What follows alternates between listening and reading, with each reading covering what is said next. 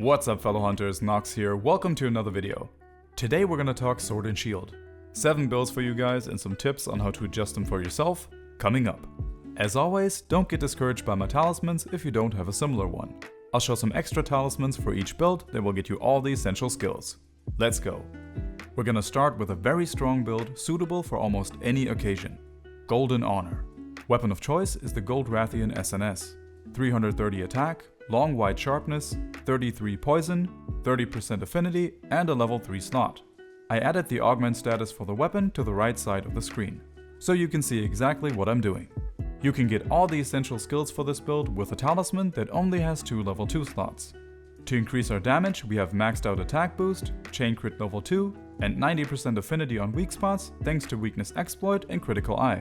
And of course we have maxed out critical boost to get the most out of the critical hits. Then we have poison attack level 3 to make poisoning monsters even easier. Along with the new skill Foray, which boosts our damage even further when attacking a poisoned monster. Status trigger is actually just a bonus from the armor here, but it of course has great value if we do activate it. And you might have already noticed that we have 1 level of Mail of Hellfire. This gives us an extra 15 attack on top at the cost of 50 defense, which is a great trade-off. But we also have defense boost level 5 here, which gives us back all the defense that we lost, plus a bit extra for free, so it's no problem at all. In case you do feel uncomfortable using Mail of Hellfire, you can use the Lucent Nargacuga chest instead of the scorned Magnamalo one. On top of that, we also have Max Wirebug Whisperer, which lets us use Silkbind moves a lot more frequently. This goes nicely with Offensive Guard. The skill increases our attack by 5% for each level. The effect lasts for a short period of time after perfectly blocking an attack, which means the Shoryugeki counter hit will trigger the skill as well and give us some nice bonus damage.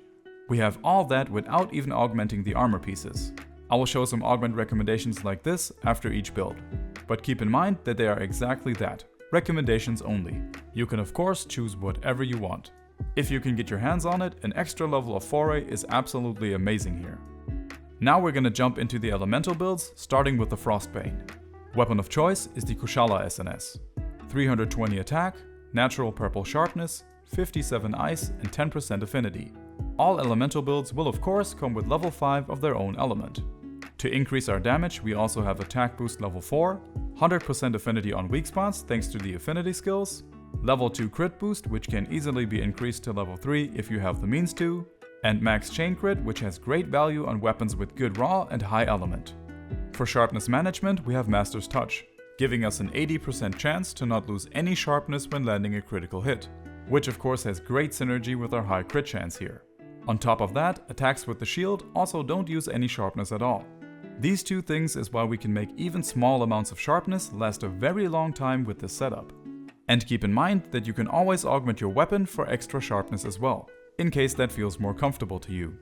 Aside from that, we also have full stun resistance and Spiritbird's Call for some extra comfort. These decorations on all builds can of course be exchanged for anything else you might prefer, like speed sharpening for example. The talisman examples on screen will get you all the skills aside from the bonus level of Slugger, which isn't necessary in the first place.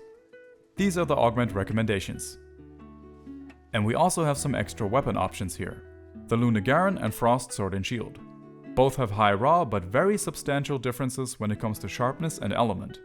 If you lean more into raw damage and use the shield a lot, go for the Lunagaron. If you want extra slots and to not worry about sharpness, then go for the Frost. Next we have the Eternal Flame.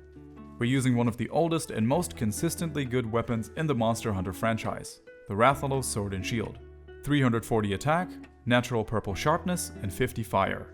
We're gonna see a trend in some of the skills on the builds, since we are choosing them for the most efficient damage and comfort combinations. Even though the build is very different from the last one, we have the exact same base damage increasing skills. Attack boost at level 4, element attack level 5, 90% affinity on weak spots, and critical boost back up to max. We're using Master's Touch here as well for the easy sharpness management. But it's important to know that on all builds that only use decorations to get Master's Touch, you can exchange that for max protective polish if that feels more comfortable to you. The difference with this build is that we also have the new Element Exploit skill from Silver Rathalos. This adds 10% to our elemental damage when attacking weak spots. It's a great skill, but it's not worth using on any other Sword and Shield builds than Fire right now. Aside from that, we have some additional comfort skills. The Talisman examples on screen will get you all the essentials with minimal loss, if any at all. And these are the Augment recommendations. Stormfront. A very well balanced build for water and thunder. Weapons of choice are the Agamemnon for water and the Zinogre for thunder. But you will see in a moment that we have tons of good weapon options for this build. We have 330 attack, good white sharpness with huge 70 water, and 340 attack with natural purple sharpness and 47 thunder. We again have all the same base damage increasing skills as before, along with 2 levels of chain crit and offensive guard plus a bunch of bonuses. I highlighted the element attack in green to show that you can exchange it for any element you want. We're using Master's Touch here as well for the easy sharpness management. Again, keep in mind that you can add more sharpness with the weapon Augment or use Protective Polish instead if you like. Since it's not essential to increase offensive guard, you could even make this build with a Talisman that only has 2 level 2 slots. For the augments, I highly recommend trying to get Wirebug Whisperer for its great value. And as I mentioned earlier, we have tons of good weapon options for this build. For both water and thunder, there's really only one thing to say. All of these are really good. Sword and Shield easily has one of the best lineups when it comes to weapon stats. Pick whatever you like best, or what fits your playstyle and preference the most. Skybreaker. This build absolutely dominates anything weak to dragon. Weapon of choice is the Valstrax SNS. 350 attack, massive white sharpness, 59 dragon, and a level 3 slot as a bonus. This thing is insane. And so is the build. One look at the skills will tell you that this is a hyper-focused damage build. With the massive white sharpness, there's no need for any sharpness management skills, which lets us go all in on offense. We have almost all the damage skills maxed out, and a few bonus ones on top. Wirebug Whisperer is maxed out as well, which of course is super convenient, and also lets us use all Silkbind moves a lot more frequently. Everything synergizes super well. This build is as powerful as it is simple. And that's without augmenting the armor at all. Cool thing is, you can make this build with a Talisman that only has 2 level 2 slots. All you would lose is 1 level of attack boost. These are the Augment recommendations. Offensive Guard is definitely my personal pick here. Next, we have an old school Paralysis build. The Lockdown 2.0. Weapon of choice is the Paralysis version of the Insect SNS. 320 attack, white sharpness, and 28 paralysis. We again have all the base damage increasing skills, but this time things look a bit different. We have slightly less critical eye, but that won't be a problem. If you ever want or need more affinity, you can bring a Fighter Palico. They have the Rousing Roar ability, which gives you 30% affinity and earplugs for free for 2.5 minutes, which is huge. Paralysis attack level 3 pushes it from 28 to 38, which makes paralyzing monsters really easy.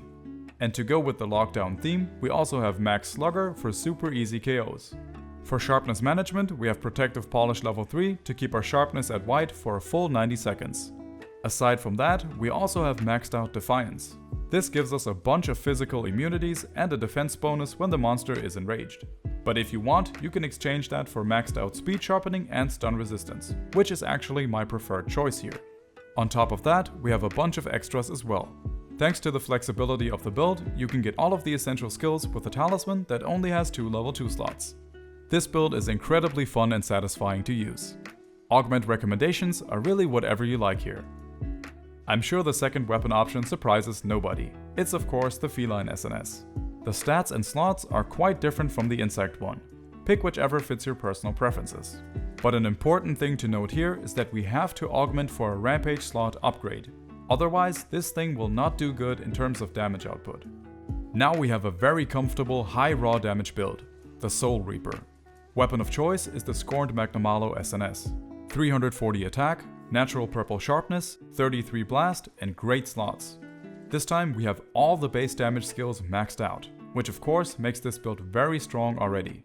But we also have 2 levels of offensive guard for that juicy 10% damage bonus after blocking an attack at the right time. Along with some Wirebug Whisperer, which even at level 1 always has great value. For sharpness management, we're once again using Master's Touch. Aside from that, we have a bunch of comfort skills as a bonus, making this build super destructive and comfy to play. And because it is not essential to increase offensive guard, you can even make this build with a Talisman that only has 2 level 2 slots again. The Augment recommendations are similar to ones we've seen earlier. I chose to max out Offensive Guard and Slugger, which feels absolutely amazing on this build. Our second weapon options here are great as well. The Royal Order Sword and Shield works perfectly with this build. It even has some extra affinity and a 50 defense bonus. The Machina SNS is mainly here for its phenomenal design. It has good raw and solid sharpness, but we do have to make up for its bad slots. Either way, it still works great with this setup. There are plenty of build videos on the channel if you want to check out some more. Until next time, thanks for watching and take it easy.